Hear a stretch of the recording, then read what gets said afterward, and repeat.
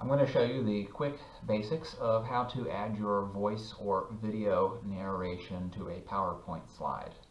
So the first thing to know before you begin is that this has to be done using the desktop version of PowerPoint that I have shown here. If you are using Office 365's PowerPoint, the online version, you can get to it by going to office.com.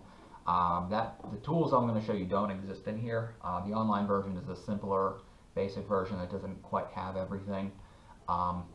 If you have your PowerPoint presentation in here, you first have to go to File, Download As, and download a copy onto your local computer, and then open it up in the application shown here.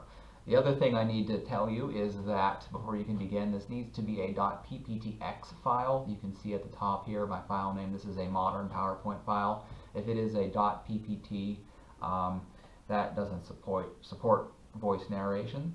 So if it's a .ppt, you have to go to File, Save As, and then choose out of the list PowerPoint presentation .pptx, and then save that.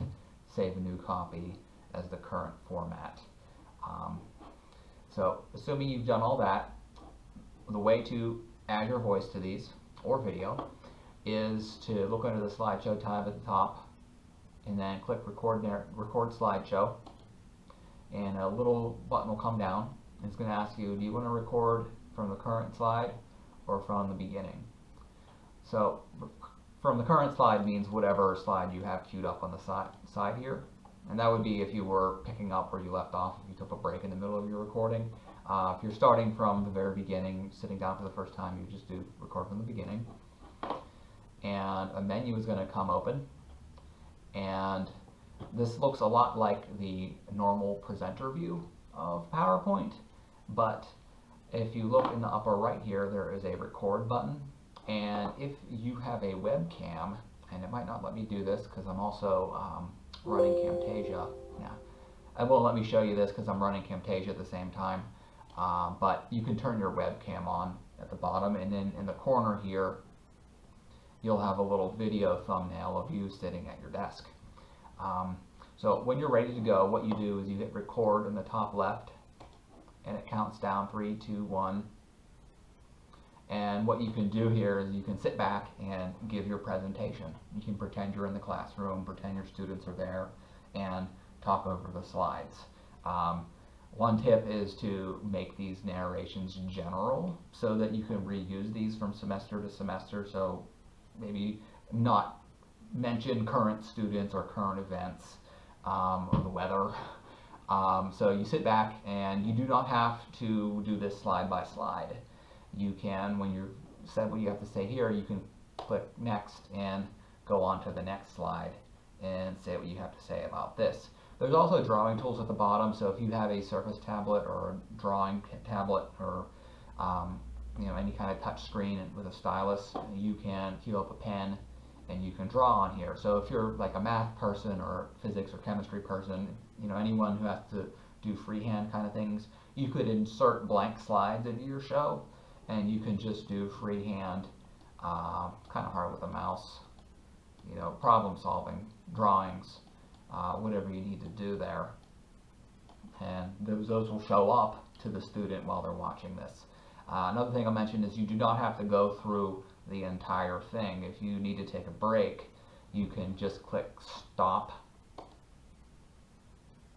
and then you can X out, and you can see the slides where I added my voice, there is a speaker in the corner, and that indicates that my voice has been applied to this slide. So if you want to resume, you can queue up where you left off, and this one doesn't have the speaker, so that means I need to do this one. I go to slideshow, record from the current slide. Comes up again, I hit record, 3, 2, 1, and I can sit back and keep presenting. And it'll play the animations in here, whatever you had. You can work your way through. Difference between pause and stop. Pause is if you are going to be talking on the slide for a while, you get halfway through and you need to check your notes, or you lose your train of thought, and you do not want to have to start from the beginning on this slide, you can pause it and hit record again, and it'll let you pick up where you left off on this slide. Only hit stop when you are finished with a slide, and when you pick up again, you want to start on the next one. So that's the difference there. In any case, you can keep going through until you hit the end, or just do it a couple slides at a time. So I'm going to stop this, and another thing I'll show you is if you make a mistake on a slide, you can cue that slide up and do slideshow, record from the current slide. You do not have to re-record this whole thing if you make a mistake. So cue up the slide where you made an error, record from current slide, start, do your redo on this slide, and once you've got it and you're happy, you can hit stop and then exit. And if you don't go on, it will keep the narrations on everything after that. So it's easy to fix mistakes doing it this way, rather than using something like Camtasia or Snagit, where you have to re-record the whole show if you make an error, or do tricky editing. It's very easy to zoom in on a slide and just re-record this one. You can preview how it sounds if you cue it up from the beginning, and under the slideshow tab from beginning, just launch it like you would in the classroom. And what you can do here is you can sit back and give your presentation. You can pretend you're in the classroom. I can hear me on this. I don't know if you can, because and talk over the slide. You can sit back and listen to go on to the next slide, and you like it. So from here, a couple things to keep in mind. I could just hit save on this and upload this to my class in D2L. But if you do that, you have to tell the students that they must download this out of D2L and open it up in PowerPoint in order to hear your narrations. A lot of times students will miss that. They'll preview it in D2L. D2L can't play the narrations or the animations, and they'll miss things. So the ideal way to get this out there for your students is this. Go to File, and the first thing I do is I go to Save As, and I actually make a new copy of this show. So I'll do _narrated. So I'll have a narrated copy of this presentation and an unnarrated copy for use in the face-to-face classroom. So I would do that first, do a Save As, make this a separate copy, the one where you have your voice over it, and then go to File, Export, Create a Video. And what this is going to do, this is going to make an MP4 video file for me. What's nice about that is that those will play on just about any device. So whether the student is a Mac user or a PC user, as a phone, a tablet, it makes it more portable, rather than them needing to have the full version of PowerPoint to view you. So what I'm going to do is this is going to produce a video file for me. What I always do here, where it says Full HD, I will open this, and I'm going to change this to standard. This is going to keep the file size down so it's not so enormous. It'll upload faster, it'll download faster when the students go to watch it. So this is usually fine for tablets. People see low quality here and they think, oh, I don't want low quality. Well, this is 640 by 480. It's usually good enough for laptops and tablets and phones.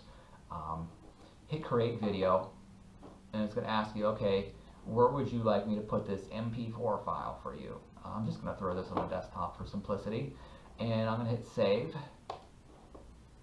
And what it's doing now, this is another thing to watch out for, it is producing a video file for me. If you look in the bottom center of D2L, there is this indicator going, and this bar is filling up. It's not very prominent.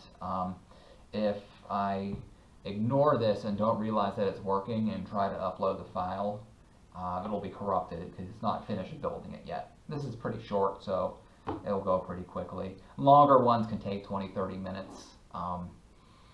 So if I minimize all this and go to my computer. Here's the file. And what you can do here is you can sit back and give your presentation. You can pretend you're there it is. maybe not you can when you fill up a pen, and you can draw on here. So if you're like a math person, you or can see the blank slide, kind of hard with a mouse. You know, Right. problem solving. So it's my voice, it's the narration, whatever it's you the need to do drawings, there. and from here you can do a couple things with this. If it's not too big, you can just upload this straight to D2L. This is 4 megabytes. I could upload this straight to larger files that are a gig or more. You will need to put them on media space, or some folks will put them onto YouTube. D2L's upload limit is a gigabyte. So if you're doing longer lectures, you will need to use one of our other videos providers. I have other videos on how to do that. In this case, if I go into my course here, since this is a smaller video, what I can do is I can just actually drag this into a module, and when the students click it, and what you can do here is you can sit back and give your presentation. Is to make just plays like a movie. They can fast forward, they can rewind, they can stylus, whatever you need to do. not much there. to look at. There's my animations And going. so Those that's will it. show off. If you're doing a lot of these and they're big files, Another thing I'll mention is you loading don't them have to onto go media through space or the entire YouTube is thing. the way If to you go. need to take a break, Media you can space, just I have click another video stop, about that. That's do your server redo on that's this designed for slide, big files. and once you've got media it, space will also you're have happy. captions, you hit closed captions, and YouTube will too. So, but that's how to make a quick, until simple, you short hit the one. end, There's my or animations just playing. do it a couple And slides at a You time. can do that all in PowerPoint.